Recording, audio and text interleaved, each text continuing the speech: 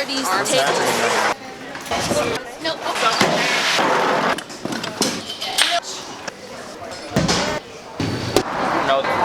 That was weird.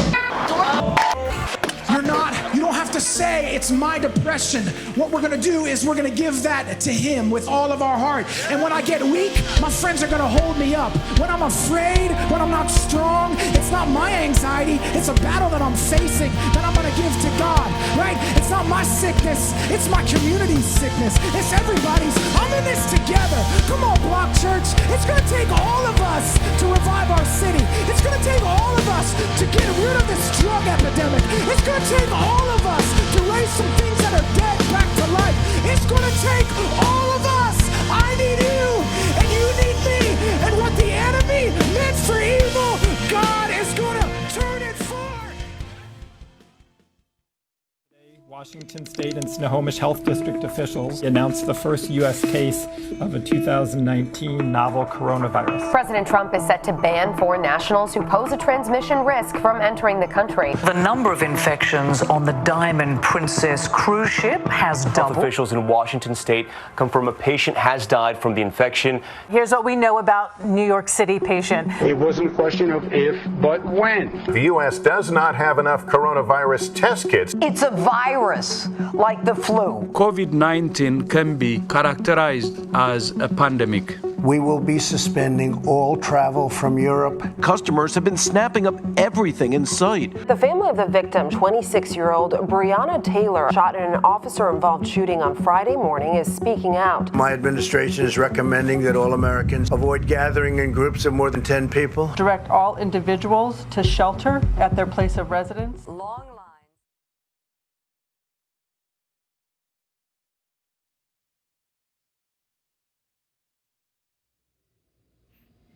It was Monday night, March 17th. We were one Sunday into this crisis. I gathered the entire staff. I looked everybody in the eye and I said, listen, if you are not all in, if you are not fully called to this mission, it's time to leave.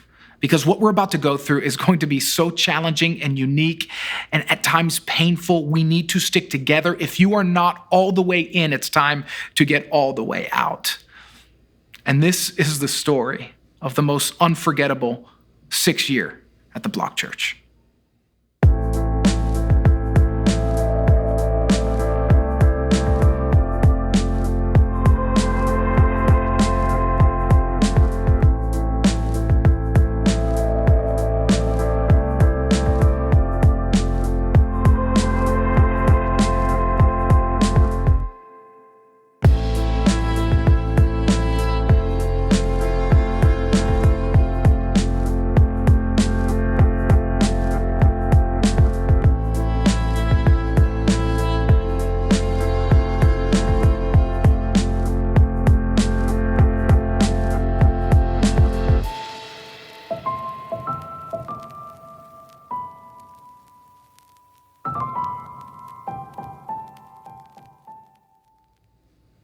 So it's May 2019. We had just finished Easter. We had an amazing Easter, but we were kind of freaking out because we're going, okay, our 5-year anniversary is coming up in September and we're not gonna have room for anybody.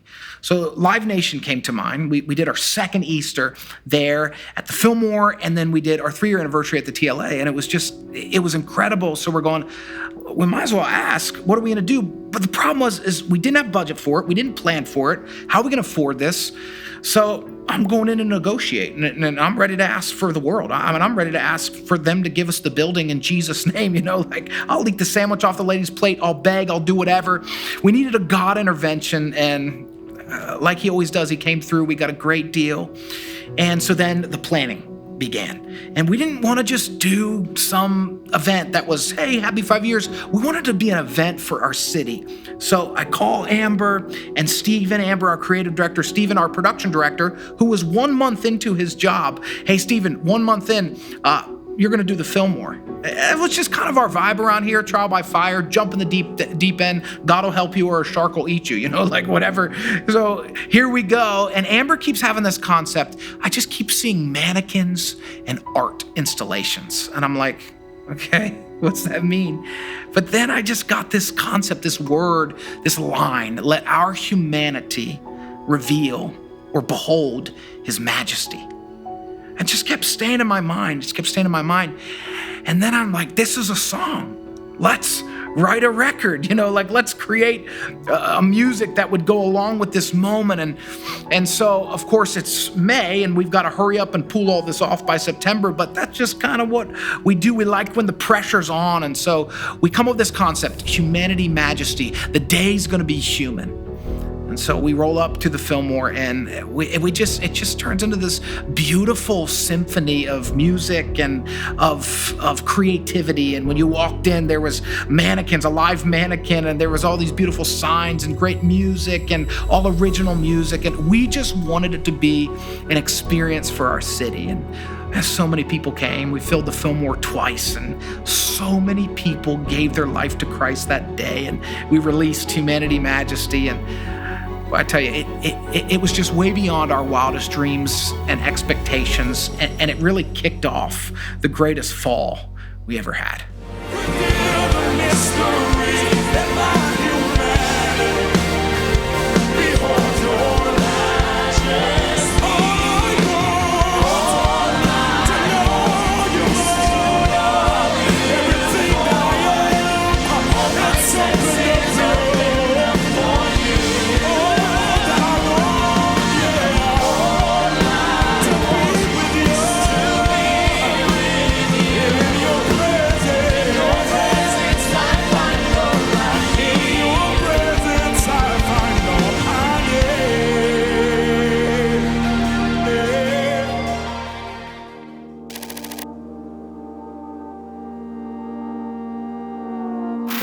The Fillmore.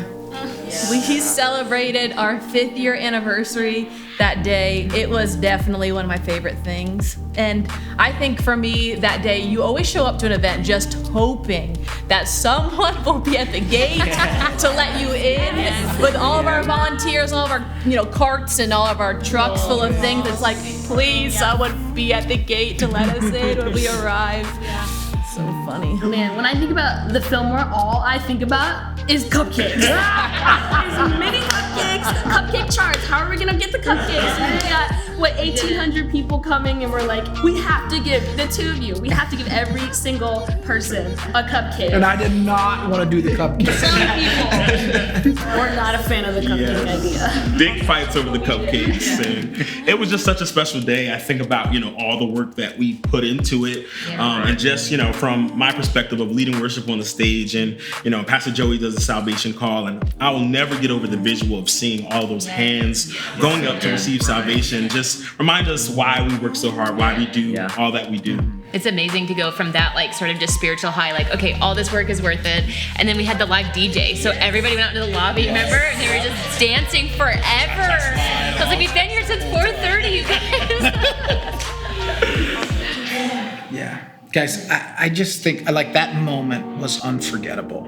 And you're right, all the work, all the stuff. And one of the things that I was most proud of was our production team. We had never done live worship. We had a jib. We thought we had arrived.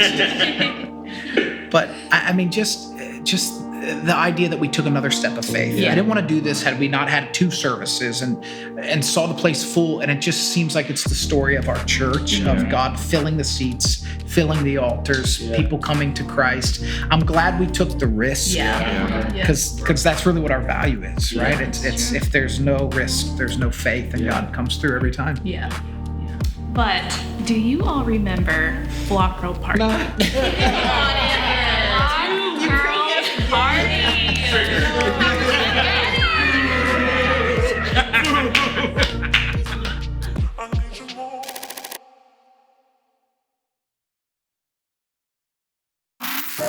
So we're putting caps on, what are these called? Fire alarms. So that we can have smoke at church. Who'd have thought? Last time we set the fire alarms off, so these brilliant. You got it, Carl. You got it, Carl. Yeah! Yay! The king! How many more?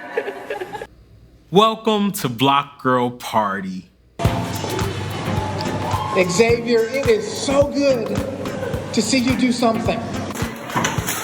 Tell him. Block girls can't never say block guys ain't did nothing. I'm saving us all up for when I need to to buy a ticket to the Super Bowl or something extravagant. I've got this documented that I'm doing this right now, so that when it's time for me to do what I want to do, this is marriage points. Mark this day, October 25th. We out here.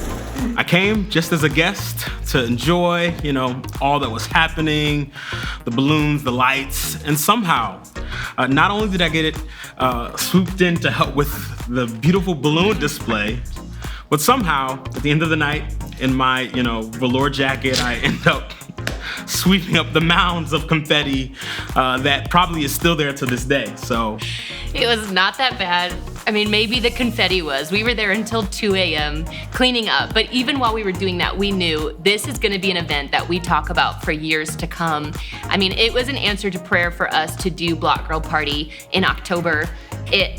It was so great to have the panel and the different ladies from our church who had been with us from the beginning up there talking about what mentorship has looked like, what community through block groups and block girl time has been over the years. And then we had Pastor Kristen from Trinity Harlem and her team come. The best part though was the end when we were doing the altar time and just waiting on God's presence and listening to him. I mean, I think that was so healing and unifying for our ladies. And I had a moment where I was remembering when Block Girl started. It was less than 50 ladies in the basement of Richmond Hall, and we were learning how to make healthy salsa. Who would come to that? Less than 50 ladies, but we were so glad to be there and be connecting. And then we went to 180 ladies at Richmond Hall. And then for a couple years, it was about trying to find a venue where all of our ladies could gather and be together. And so October of 2019 was momentous. We had 433 ladies there, only 400 seats out. So we packed in together and just really got united as Block Girls. Yeah, I'm so happy that the Block Girls had a great year. Me, not so much. In the top of 2019, we learned from our venue in Center City that we would not be able to use the venue in the fall.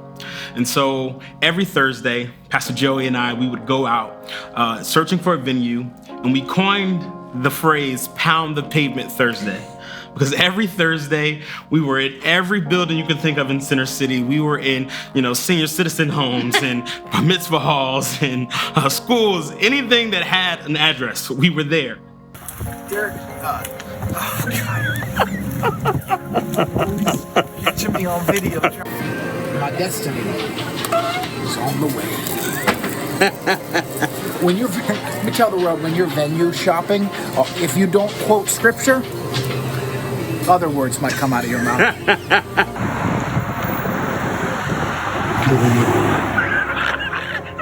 When we were opening doors we shouldn't have been in, we were creaking upstairs. Pastor Joey fell down tons of stairs. You couldn't even imagine. Quite an experience. What was the weirdest venue that you went to? Oh, the weirdest, I would have to say, we went to this one venue in South Philly. And I mean, you just walk in, it looked like they hadn't cleaned up since New Year's Eve the previous year. There was streamers, and then the guy takes us upstairs, and there is a disco ball hanging in the middle of the room, and he's really trying to sell us on it. He turns all the lights off, and he just has the disco ball just to go in. And I'm like, you gotta be kidding me. Like, this is not what I signed up for. Whatever it takes to get people in. But the worst part of it all is that Pastor Joey was really sold on this vision. He's like, man, I could see it. We could be in here, slamming out services. And I'm like, no, we gotta get out of here. And it was just, it was crazy. It was incredible. Thankful to say we did not end up there. And we just kept searching, kept looking. And along the search, we had this idea, a lot of our search was taking us into a different area in the city. And we found this cool venue, but it was not large enough to house Center City. And so we're like, hey, we need to start a new location. And so here we are with a venue for our new location. But here I am like, come on, God, you don't see us out here. I'm out here every Thursday, faithfully, 9 to 5, pounding the pavement. But we finally found a venue for Center City. But right before we entered, there was a stretch in a month where we were at 3 different venues in 1 month. I'm talking about Pipe and Drape just going up and down Broad Street, you know. Being carried. I remember your team carrying it in the rain, just walking down Broad Street carrying supplies to another venue for 1 week. Forget about U-Haul. We had left and right, and we were just giving everybody something here. You take this, you take that. And it was crazy, but we made it. And we got into the venue in November, and it was amazing. And for me, the year could have ended there, but we know it. We know it didn't. Didn't. Because we had Christmas coming, and that's one of our biggest events year to year. We really are able to reach a lot of unchurched people who wouldn't normally come. And so our beloved lead pastor knew how full the fall was. It was kind of just fall frenzy, right? And said, let's keep it low key. Let's keep Christmas simple. And whenever we hear that word simple, we know this is going to become a full-blown production. Just black out your calendar for the rest of the year. So this was right around the time, you know, he had a desire to do a gospel Christmas. It was right around the time where, you know, Kanye found God and, you know, he has these albums coming out. And Pastor Joey was so upset that we didn't think of it first and we didn't do this first. And if you know Pastor Joey, he's always desiring. Anytime it comes to music, he wants just gospel this. He wants an organ. He wants the drums. He wants the music. He wants 3-part harmony. So who were we to deny him of this long, you know, life dream of his? So we finally said, okay, we're gonna do a gospel Christmas, and it was amazing. We took our worship team. It was about 30 people, just trolloping through the city, singing, and we went to a beautiful venue, a beautiful church, where we were recording, and of course, the fire alarm goes off. It was just the year of the fire alarms for our church. Everywhere we went, just alarms going off. But what we were able to come up with, you know, the end product, the video, the sound, it was quite amazing. It was so amazing. I remember opening night being at Center City Venue and just watching it all come together. We had singers on the screen, you know, doing the videos, and then it would go to the live right there on the stage. And everybody in the audience that night was so moved and so inspired. And I remember standing at the back, and there was this moment at the end, the final song. It's just, I mean, the music's building, it's so beautiful, and the power goes out.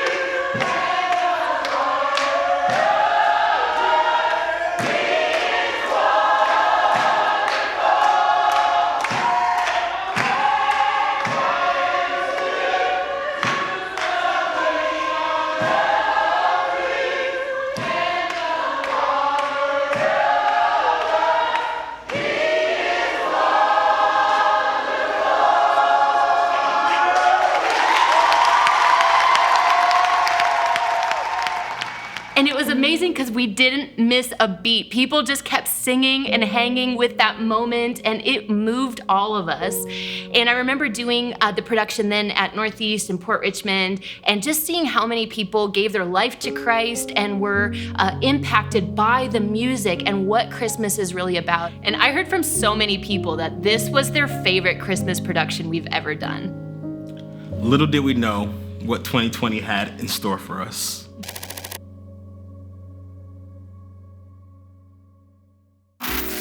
First question. In an apocalypse, who would best lead us to victory?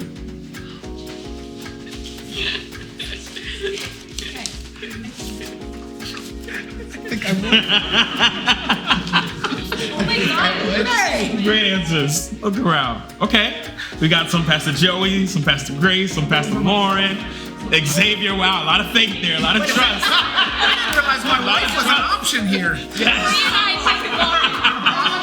Great switch. Great switch. Great switch. All right. Next question. Who is Pastor Joey's favorite staff member? Without question. Boom. Yes. For sure. Beloved Sharon. All right. Here we go. Whose fashion is most questionable? Oh yeah. We know this.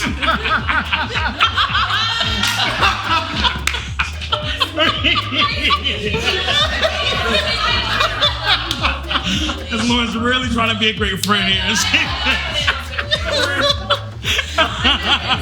No contest here. No contest here. Nothing. Okay. That was the easy one. All right.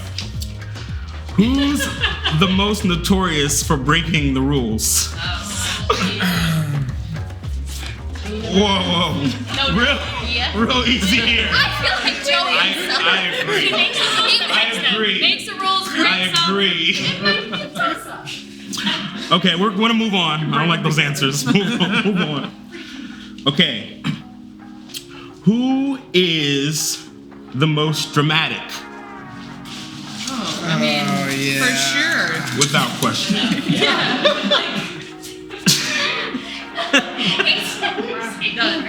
Okay, final question. You guys ready?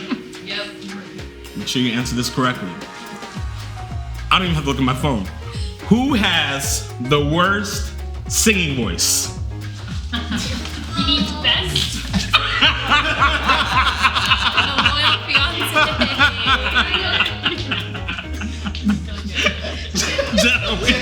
Moral dilemma back here.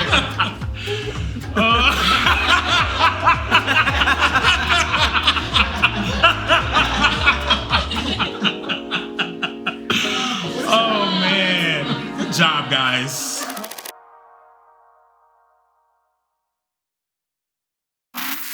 I can't even look at him.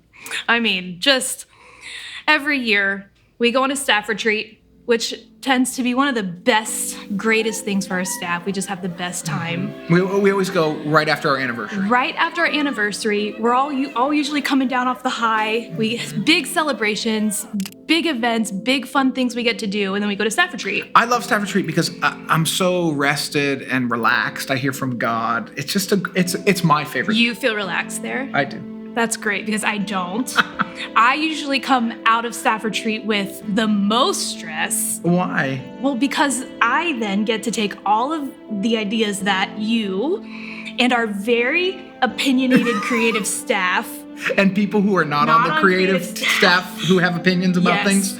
That happens too, doesn't it? And I get to take all those ideas and I get to make stuff I'm sorry. happen through those ideas. You're not sorry. We're still going to go to staff retreat. We're going to go to staff retreat and we're going to have more ideas. Let's tell the people about our creative process a little bit because I think it's been such a bizarre year. So at staff retreat, I revealed to the staff our word for the year. I hear from the Lord. And but this year, I really felt like when we were at staff retreat, I had a few words, but I felt like God was like, I want you to pick.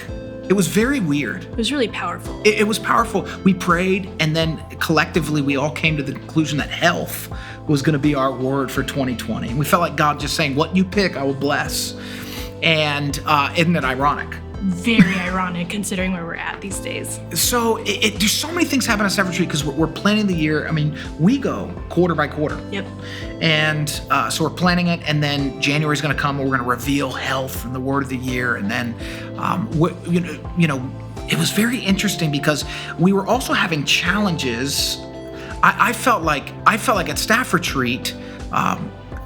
We do the most eggs in the city, our egg hunt, right? Yeah, we do. And I'm like, I just felt like we're not supposed to do it this year. Yeah. Now this is in September. Right. And then we couldn't get vision for Easter like we normally do. Yeah. Like everything beyond March, we could not get vision for. We just had we were hitting walls constantly. We could not grasp any concepts for nothing. It was weird, but now on the other side of it, we're going, okay, God was guarding us from wasting resources and from planning, even though we kept trying to outplan. Right. And I mean, and you and I will sit for hours weeks on end planning sermon series and events and what, how are we going to roll out albums and all that stuff. And so like health, how I wanted health. We needed to have an icon for health. There needed to be huge letters manufactured in all of our venues. Like, where are we going to put them? Where did I want to put the letters? Like hanging from the roof of New Foundations. Like anyone wanted to see HEALTH hanging from all. And you wanted it to be a surprise. You did not want people to see it on the way in, but you want them to see it on the way. I don't get it. These people tell me no so much, it's unbelievable. Do you tell your bosses no? Anyway.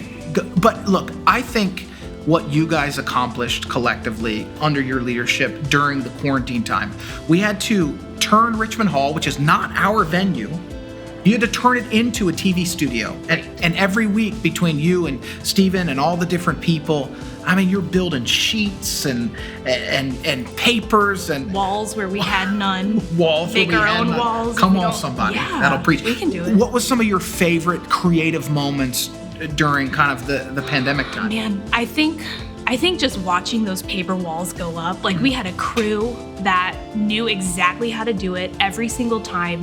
They just get those walls up. We'd set up a whole studio. I think one of the most beautiful moments was, like you mentioned, we had such a hard time planning Easter, figuring out what we were going to do. Once COVID hit, we were like, how are we going to do Easter? We were like, we have to come up with a visual experience for everyone. Yeah. And so... And in 2 weeks. In 2 weeks, we had to plan a whole Easter experience for everyone.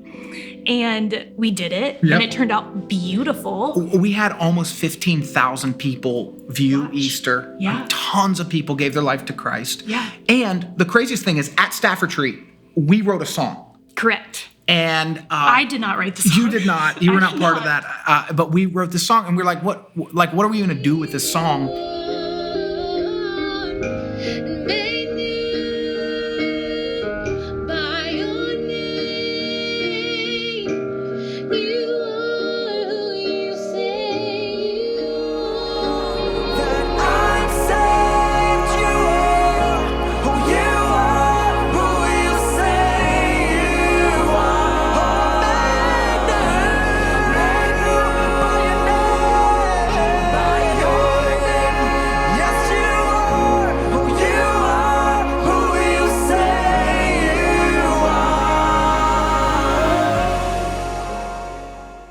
As we got closer, the concept of saved, we're saved from this pandemic, we're saved in Christ, all this stuff. And we're like, this is perfect for Easter. And so like, it just God is knew. Brilliant. He knew. And so we stay sensitive to that and we do that. But I have to tell you, Easter was great, and the studios and every week, all the nonsense we did.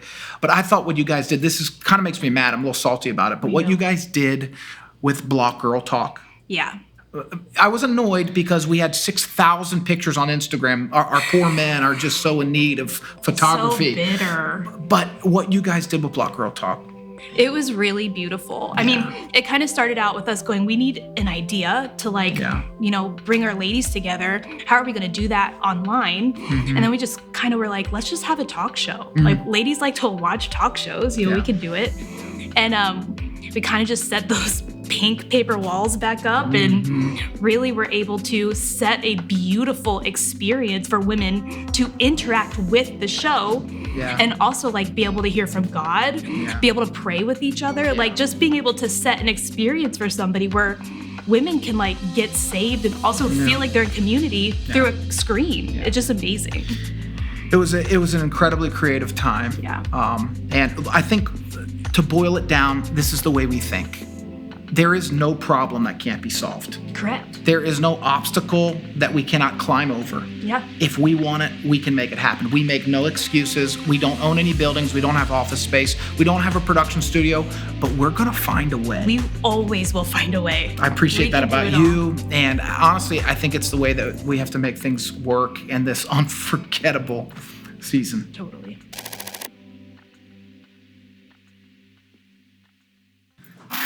Should we hold hands for this segment? No, like we're married. You know? I love you. All right. So it's January, right? Yeah. And I mean, we are just humming a long year of health. Broadcasts in 3 services. We're looking for a building. Yeah, we created a building committee. We were official. Yeah, like it was just, you could feel it, man. God was up to something. Yeah. and we're about to hit our run. Yeah. That's what I like to call right before Easter. It's the run before Easter, and then we do Easter, and then it's the run after Easter. But I like to call it the run. And whoever planned this, it was not my fault, probably someone else's, but we were gonna do team conference, Sit With Me Sunday, the big invite day. Then we're gonna do baptisms. And then our worship night. Yeah. How did all of this happen? I'm unsure. But team conference, right? Yeah. Unbelievable. Well, I think I just love events. Yeah. I know our church, we love events, and we always say, we are not doing events for events' sake. We are particular and strategic about the events we are doing. We want to do outreach. We are strategic. And But team conference is for our volunteers. Totally. It's a care time. It's a love on time. It's an inspiration time. It was amazing. I mean, we packed so many people into that auditorium. I mean, it was so hot. I just remember sweating. It's crazy to like look at it and go, these are people, these are volunteers, people who give their life to this mission. Yeah. It's humbling. I know you had a favorite moment at team conference. Yeah. I think my favorite moment at team conference was Pastor Grace's mom had just passed and she was gone. And it was like this monumental moment because first of all, you were having meltdowns. Yeah, Grace was gone without for Pastor a month. Grace, and Xavier was running the church because you were having meltdowns and I was just like, my hands were up trying to plan all of these events that we had done. I was fine for 2 weeks, but then like the third or fourth week Grace was gone, I was ready to leave. Anyways, my favorite moment was Pastor Grace got home and she showed up for team conference. And our entire church literally just stood up screaming for her. And it was such a moment, like team conference, we're there to be inspired and to inspire. And I just felt like our team just rallied, cared for. I mean, I think they screamed for 5 minutes straight just to say, we love you, we're here for you, and we have your back. It was a great moment. Yeah, it was so powerful. I was so proud of our church. And the day just kept getting better. Yeah. My favorite moment was when Pastor Greg Ford, he said this. You do understand here, this is not a cruise ship, this is a battleship. You know that, right? Don't let the fog machine fool you. Don't let the lighting system fool you. Don't let the singers fool you. This is not a cruise ship. This is a battleship. We're on a mission. We're not going out in the Caribbean to make a big circle and go back to where we started. We're going out to get the bad guys. There's captives that need set free. We got the spirit inside of us. This is a battleship. Come on, somebody. So good. So good. And then he came in the back room and spoke to us. Yeah. He said, man, I preach all over the nation. He said, but there's a move of God taking place right here in Philadelphia. And it was so affirming to us. It was a special moment for us. Special day. Okay, so we have this great day. Team conference is amazing. But then like the next day, it's Sit With Me Sunday. What is Sit With Me Sunday? It's a time where we want to be evangelistic. We're inviting people to come to our church. And we were like, what's a better way to get people to come to church than a free t-shirt? Free t-shirt. So we ordered like so many t-shirts. We rolled, we prepared. It was like days before team conference that we were rolling so many, I mean, probably 1,200, 1,400 t-shirts, ordered them, rolled them, prepped them. It was more than that, probably. And then we separated them everywhere. It was just wild. Chaos. It was so fun, chaos. And man, it was an incredible day. I think almost 20 people gave their life to Christ on Sit With Me Sunday. The largest non-event really Sunday we ever had. It was powerful. And then of course, the next week was baptisms. And I had this vision for baptisms. I'm shaking my head only because there's only one person on the planet that could get away with this thing, and it's you. Our life, our marriage, it's always Lauren with the shaking my head emoji. Yes. You know what I'm saying? Like, or the hand to the face. That represents my entire life. Sorry. But I have this idea. I'm like, okay, March 1st is going to be Baptism Sunday. Basketball, let's call it the March Madness of Baptism. And I had some ideas, right? Yes, you had some ideas. I mean, we had pom-poms. We had the scorecards going. I mean, we had people screaming and yelling with It was like so out of control. I just can't even believe we did that. I wanted cheerleaders. I wanted everything. Oh, we had them. We had signs, cheerleaders, scorecards. We didn't have cheerleaders. Yes. It was powerful. We had 74 people get baptized in one day. Crazy. I mean, there were like students getting baptized and parents baptizing their kids. There were adults getting baptized. We had a family go in together into the tank and just get baptized. It was a beautiful moment of just God's like reconciliation in our city and reconciling families and just stories of true breakthrough for people. You know, you kind of never, when you're in the moment, you don't realize what you have. Yeah. It kind of until it's not there. And if 2020 really has taught us anything, it's like, man, you better embrace the moment, you know. But before we move on from the run, we had one more thing. We had this worship night we're supposed to do.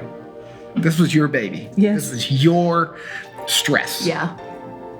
We confirmed a really special speaker or a really special artist from Elevation Church, Tiffany Hammer, and we were so excited. Our worship team was excited. Everyone was ready. But we didn't have a venue, which is genuinely a problem for us. We are always looking for venues. Yeah. And so we were like, fine, no problem. We legitimately didn't have a venue. That was going to be big enough. That was going to be big enough to fit our church. Yeah. Yeah. And we figured a Friday night, you know, I mean, who knows? So the night before, I get a call from... The night before the event. The night before the event, I get a call from Tiffany, and unfortunately, she is sick.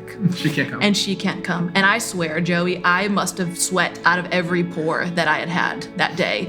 I was panicking, and you were so calm. Like, you were so great. You were like, we'll figure it out. I had already spoken my piece. Problem. I didn't want to do the event. I was we had too much going on in February. We baptized the whole world. I'm like, let's just chill for a minute. And I'm like, we don't have a venue. It took us forever to find a venue. I was over it all. Yeah, so you doubted. Like, if Jesus wanted to come back, and we didn't do the worship night, it'd be fine. It'd be fine with me. So that was your drama. She didn't come. I was just like, I'm gonna be there and I'm gonna dance and sing out of my grave clothes. You know what I mean? So, anyway.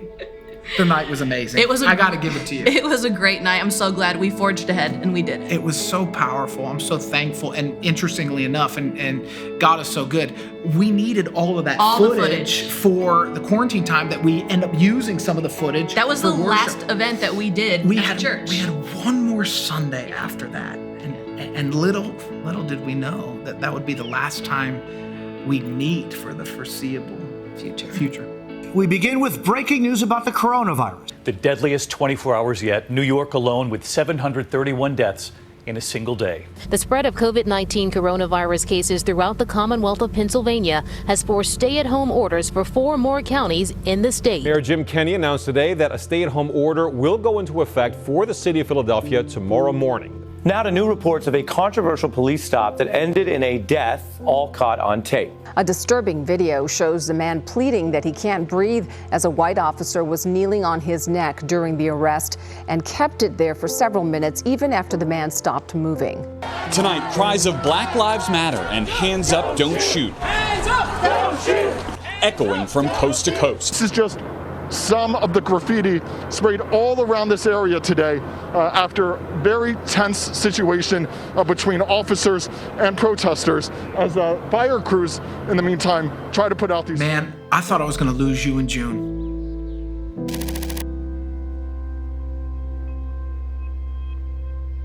Yeah, June was, quite honestly, probably one of the hardest moments of my life, you know, in the history of our church. I know it's hard for you. Yeah. It's hard for everyone. Every pastor I talked to. Every single person. And yeah, it was a struggle, you know, all the emotions, the frustrations of, you know, living as a Black man and seeing what is played out or is being played out, you know, in the news and, you know, a moment like George Floyd and just not knowing how to voice, you know, even, you know, what the pain you're feeling. So not even having a voice to what you're experiencing and the emotions that you feel of just waking up, being upset, then being okay, and then wanting to be numb, not even wanting to see what actually is happening. And so it was tough, you know, just figuring out, okay, yes, I'm a Black man, but then I'm also a believer. You know, and I'm a believer first, and I'm a pastor. So having to lead through a moment where I'm frustrated and I'm, you know, in pain. And then, I mean, on our end, I'm trying to reach out and connect, and I'm not knowing what to say or what to do. We hit a breaking point too, where I'm like, the smartest thing you did was you called up Pastor Joseph, who's one of our overseers. And I remember you texted me because I was not being responsive. You were talking to nobody. Not talking to anybody. And I was trying to be sensitive. I'm like, brother, you on the clock, but I was also trying to be like, God lead me, and sensitive and all these different things. And I was confused too, but anyway. You text me and you said, Pastor Joseph is going to call you. Please answer the phone. And I answered the phone. And I was so glad that I did, Anybody that knows Pastor Joseph, he just has a wisdom and a fatherly nature like none other. And he called me and he prayed over me. And yeah, I just broke. I was crying. It was undone. And he said, I need you to come out here, and just spend some time with me. And so I went down and we just had a really great time of me being able to share and him being able to share. And then he came back here to Philly. A week or two later. What a great moment. Great time. Where he was able to come and just impart some of his wisdom, as a black man, as a Christian, on, how I can navigate as a leader in this moment. But also, we as a church, what are we called to? What has God called us to say? And, what is our part in this moment in history? Because it's a moment in history. And so we want to be on the right side of it. Yep. I mean, we gathered all the staff together. We had this, day where we turned off the cameras as a staff, and we just said, okay, we're going to be as raw as we can. And man, that was helpful. It was so helpful, and it was great for me because he is so wise. It just felt like all of the things that I want to say, but maybe don't always know how to articulate. And so I was just thankful for that moment for him to be able to come and share and help us grow and learn, how we can be better. I was not going to lose you, no matter what it took. And it's amazing that we've been through a lot over the last several years together. From moving Center City, pounding the pavement, me trying to get you married, all the different things. That's every year. Every year. But like this, what I thought would break us has bonded us all deeper. And I think we're all committed to each other more deeply. It's forced us to have more grace, more understanding, more patience, and we've got more work to do. I'm glad that some things have come out of it. I mean, we understand that this particular matter, among other things, is a fight that needs to continue. And if we're going to be on the right side of history, what we do now will reverberate for 30 years. So we kind of launched this, the Block Cares, this foundation we're working through to reach young people who are most marginalized and impacted. And I know there'll be more to come, but man, how privileged are we to be alive in this moment? God trusted us with a pandemic, with social innovation, this social movement. Like, I know it's painful, but like, how do you feel like that God trusted you? I remember, having a conversation with, some of, the black community from my location. Our location pastors got on a Zoom with, the black community from specifically our locations. And I remember just saying, like, God is doing something. The setup is painful. It hurts. But I know for sure that God is doing something. And I think that's what I needed to work through in the beginning. The middle space between God is working and I don't like this. And getting to the understanding of the privilege of knowing that I have an opportunity here to impact and change a generation, to change our nation forever. And I think that is what is so powerful even about, our church, because if you go into any one of our locations, you're going to see people from every background worshiping together. But I think in this moment, we recognize that, practicing unity goes far beyond singing a song together. It goes far beyond just sitting in seats together, but really when it hits the fan, are you able to really sit and understand? And for us, like you said, being through so much, we don't really argue. Like, if we get into a tiff, it lasts like 2 seconds, and then one of us says something silly.